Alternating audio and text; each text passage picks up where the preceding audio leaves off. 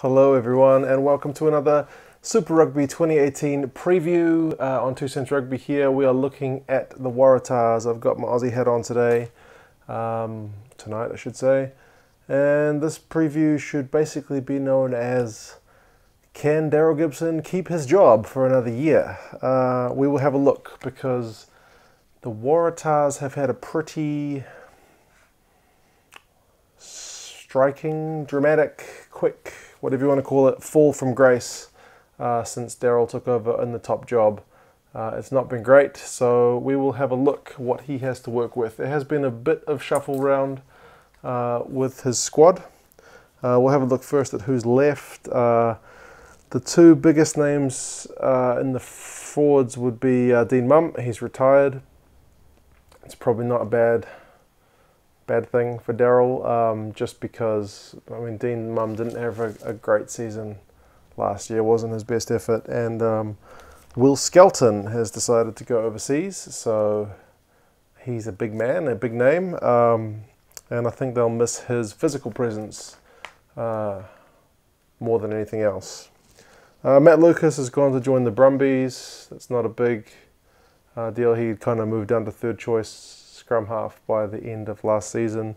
Reece Robinson's gone back to league. He had a decent season. Rob Horn is one of the biggest, along with Skelton, to go. It's probably a bit of a pity for the Tars, just because Rob Horn was one of those guys. Not always, but he had the potential to be X Factor when he was on his game. And Horowitz has joined the Rebels, which is nice for him. He's the one who sank them with a last-minute try in their match last season, so he gets to go join those guys. Nice for him. So yeah, who's left? Who have we got? In the front row, Latu, Fitzpatrick, Roach, Kepu, Ryan, Sandel, Robertson, Johnson, Holmes, and Vui. So no changes with hookers. I think Latu is still your top dog. Fitzpatrick's still number 2, and Roach, I think, will still be number 3.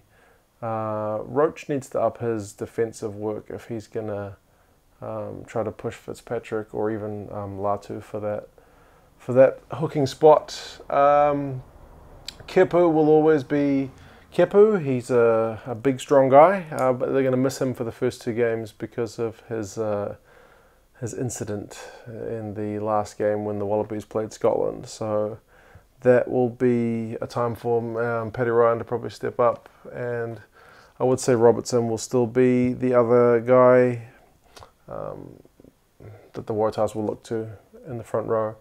A few new names in Sandel, Johnson, Holmes, and Vui. I think Sandel and Johnson Holmes especially are kind of like young prospects, so it'll be interesting to see how many minutes they get and how quickly they can develop. Vui's had a few games with the Force, but not a lot. But if you want to check out something fun, there's a YouTube clip of him scoring pretty much a 50-metre try for the Aussie under-20s, and for a prop, it's pretty classic stuff. So if he can get on that kind of form with the Waratahs, hey, that can only be good times. The rest of them, so Simmons, Staniforth, Hannigan, Macaulay, Palmer, Holloway, Hooper, Wells, Dempsey, Jones, Wilkin, Miller, and Miafua. So interesting movement with the locks. I mean, obviously they had to replace Skelton and Mumm. So they've got Simmons from the Reds, and I think the more interesting acquisition is Staniforth from the Brumbies. He's young, he's tall, pretty tall. Not like 2 meters tall, but he's close to it. Really athletic, so promising looking lock. I think he'll be much needed with the Waratahs. Yeah, the rest of them, I'm not sure how much is there. I mean, Palmer, I think he's played some Mitre 10 Cup. I don't know how much time he'll get. Macaulay will be an interesting one because he is like a proper 2 meter lock. So if he gets some game time, I'll be interested to see how he goes and who he will be challenging. Whether he gets a start or not, I don't know, because I don't think he played much last season. Holloway and Hannigan, these are our 2 guys who kind of switch between the back row and lock. weren't the most impressive last season. I know they seem to be popular with management for some reason, but yeah, I don't know if they did all that much. I mean, the whole back row really last season for the Waratahs was pretty disappointing. I mean, Hooper's always going to be probably the first man on the team sheet, being the captain. He makes a lot of tackles, he's quick, he's the captain, so he'll always be there, but the guys around him, I think, is definitely... There's room for improvement and there are positions up for grabs. I don't know who else's position is really set in stone. I mean, Jack Dempsey seems to be really in favour with Michael Checker, but again, I'm not really that sure why. Wells, he played quite a bit last season. He was always there, kind of Mr. Average, not really doing anything outstanding, so... Yeah, I'll be interested to see. Some of these guys have a sevens background, some of these newer guys, so if they get a game, it will be interesting to see how they go. In the backs, I could only find 2 halfbacks listed in the so far announced squad, so that is curious. That's Phipps and Gordon. I think there should be a replacement for Lucas, but perhaps there's someone else who can play a bit of sneaky scrum half that I'm not aware of. But yeah, Phipps and Gordon. I think Gordon will be really pushing Phipps for that starting job this year. He looked good. He's nippy when he got on last year, so that will be a curious one. Foley, Hegarty and Mason. I think Foley's pretty much got that locked in. Although Mason's publicly come out and said that he's going for it. He wants that job, so good on him. If you're a professional sportsman, you need to have kind of a confidence in yourself. So he believes he's got the right stuff. So we'll see how he goes. Hegarty will probably be a bit of a utility. He'll either end up in fullback some games or I don't know, somewhere else. I can't imagine playing a lot of 10, but you never know because he was decent last season. The rest of them, Foketi, Simone, Folau, Beale, Rona, Newsom, Naivoro, Callaway and Clark. So again, when you look at this team sheet, there's not a lot of like specialist midfield players. I mean, Foketi I think's played for Bay of Plenty, mostly as a midfielder, and Simone... and what I've seen of him playing in the midfield, he looks good. He runs really good lines. He's got a good step. But then it's kind of like, do you put Folau in the midfield? Because I think fullback is his best position. But Israel Folau is Israel Folau. So you put him anywhere, he pretty much looks great. But preferably, I think you have him at 15. Beale, then if Folau's at 15, has to go to 12, which is fine. And maybe Rona at 13. I don't know how it's going to look. It's not one of these teams that I instantly look at this and go, this is probably going to be ABC. So I don't know what Daryl Gibson has in mind. Maybe he's going to try a few different combinations in pre-season, see how they go. Rona is a really good acquisition from the Force. He'll probably end either, like I say, a centre or wing. Good offloads. So that's that kind of X-factor player that the Waratahs need because they do need to score some more points. Newsom also from the Force, agile player. He's not as exciting as Rona, but he's definitely a good acquisition. Naivoro, yeah, he's another one of those highlight reel players when you see him just demolish guys in front of him. His problem is when he's going the other way. Tackling and getting the ball kicked over his head, not his strong point compared to when he's got the ball going forwards. So hopefully he can do a bit of work on that. Callaway will do his utility stuff. He's not that quick. Not that quick. Clark is quick. I think I prefer Clark if I'm choosing the team, but I'm not. He's got a sevens background, so that kind of makes sense. He was impressive in what we saw of him last year. So that is the team for the upcoming season. Does the coach keep his job?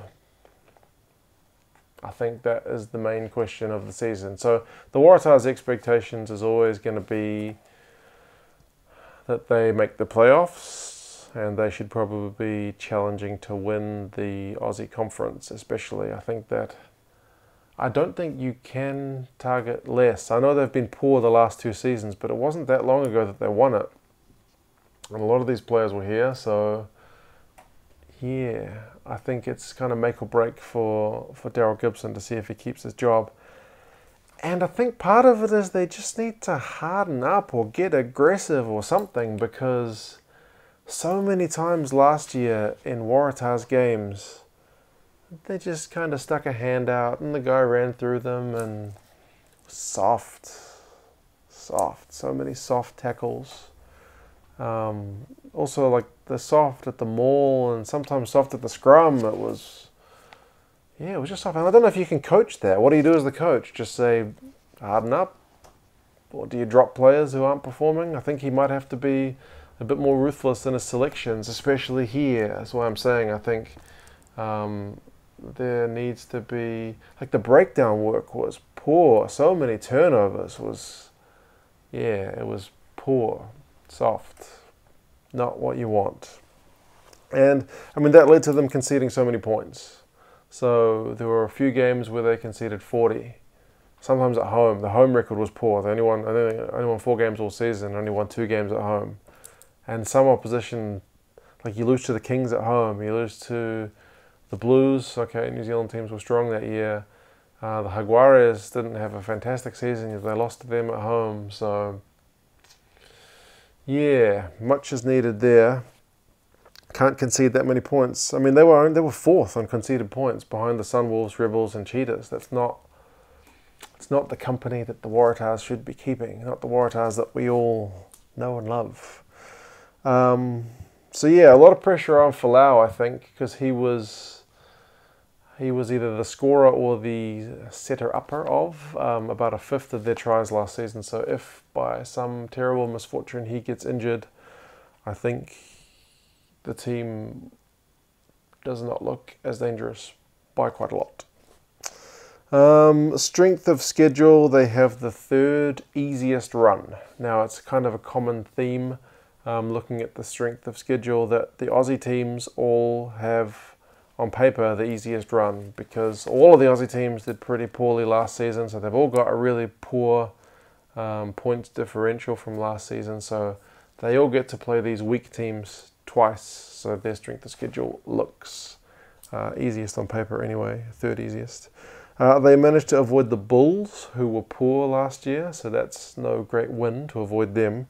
And they avoid the Canes, which is a good win, so kind of a 50-50 result there, especially after that first half that they had against the Canes last season. That was poor. So yeah, they've got a decent spread of games, looking at like where the buys fall. Nothing too hectic. They do have a bit of travel to start off with, so they've got the Stormers at home, then South Africa to play the Sharks away, to Argentina to play the Jaguars away, and then back to the Rebels. So it's kind of like Australia, Africa, South America, Australia, all within 4 weeks. It's going to be a bit of jet lag. Then they got the bye, a chance to kind of settle in. And then after the second bye, they have 4 Kiwi teams in a row. So they only play 4 Kiwi teams, and they've got them one after the other. So that will also be a testing period. If they are not ahead of teams like the Brumbies and potentially the Rebels at that point in the season, then they could be in trouble, because New Zealand teams are still going to be tough again, I think. So yeah, for Daryl Gibson, if he makes the playoffs, wins the Aussie Conference, I think he gets a pass. If he beats New Zealand teams, even better. If it's more of the same, I doubt he keeps his job. I don't know if he should still have his job at the moment, but he does. Well, we'll see how they go. I personally would like to see them do well, just because I think it was nice having some strong Aussie teams, and it was good when they won it. They beat the Crusaders, which as a Blues fan I wasn't too disappointed about, if I am honest. Right, we'll have a look at another team another time. But for me, that's me signing off. Catch you guys next time.